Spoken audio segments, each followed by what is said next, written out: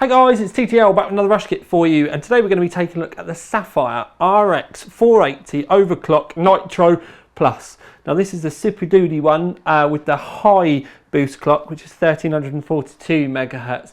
That's £250. They do, however, a cheaper one that's £230 with a slightly lower clock, which is, I think it's around just the 1300 mark. So you can save yourself a bit of money depending on what you want.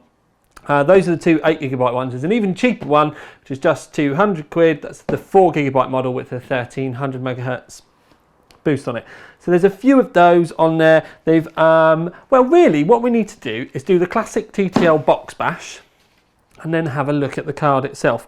Now, so we'll have a look around and about. Now this dimpled cooler is, let's face it, the pictures have been around and about all over the place for quite a while now. And the latest sort of like really big thing with cards is RGB, and they do have this here, which is their logo, which is lit up, and you can actually control it by this funky LED mode switch, as well as the software, because with the switch you can change it from the corporate blue colour, so it will change rainbow and it will phase, PCB temperature indicator, to do with your fan speeds, it will be linked in between that, and it's all to do with blue, purple, deep purple, and then red. You can customize it to your own static one if you want, or you can turn them off with that switch. If you want to customize it to your own color, then you need the software. What there is also is a BIOS switch here, and the BIOS switch is so that you've got a quiet mode, which is a slightly lower boost mode than the other one. So it won't boost as high, but the fans will spin much slower, it'll be much quieter, or you can smash it to the other version and you have the quicker version, and then the fans will spin up a little bit more, but they're semi-passive anyway.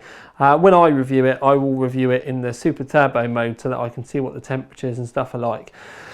And really, you know, how fast it is. One of the things I do like on this though, and it's something that you don't really notice till afterwards. In fact, what I'll do first is I will show you the fans.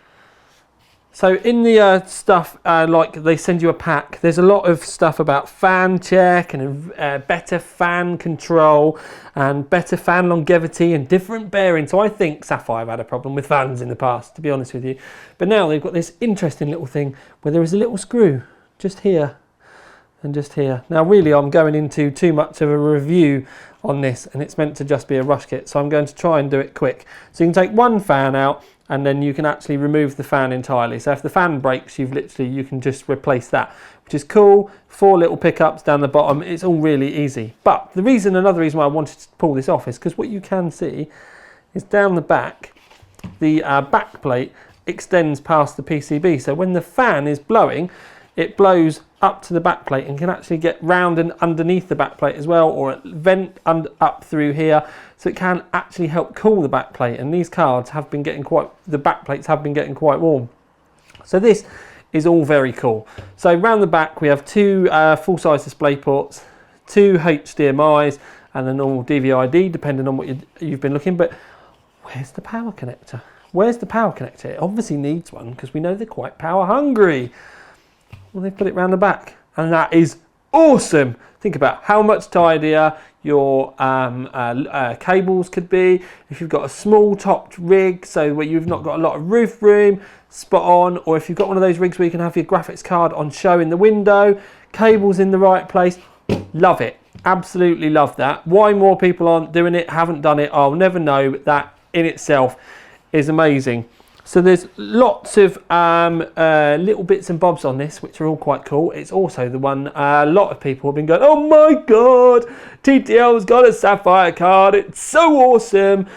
And I have looked, but I've cleared out my personal messages. But the fact that I've got a Sapphire card actually is because of one of the OC 3D forum members.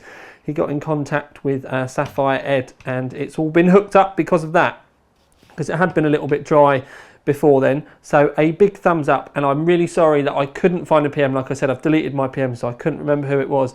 You know who you are. Post underneath and I'll put it in the actual main review, or post on the forums and I will put it in the main review, because I would like to give you a specific name shout out, because this card being here is all down to you. But for now at least, this is Tiny Tom Logan with a rush kit. And when I do the main review, it will go on OC3D TV. We will take this cooler off. We're going to be doing temperature testing. We've got all of the DX12 stuff to do, 11 different games that we're going to be doing. It could all be very interesting. So please make sure you come back to have a look. There are always reviews going up on there anyway, so you should be looking regularly anyway. But anyway, for now, at least, this is Tiny Tom Logan picking his screw up so that he can put it back together. Out.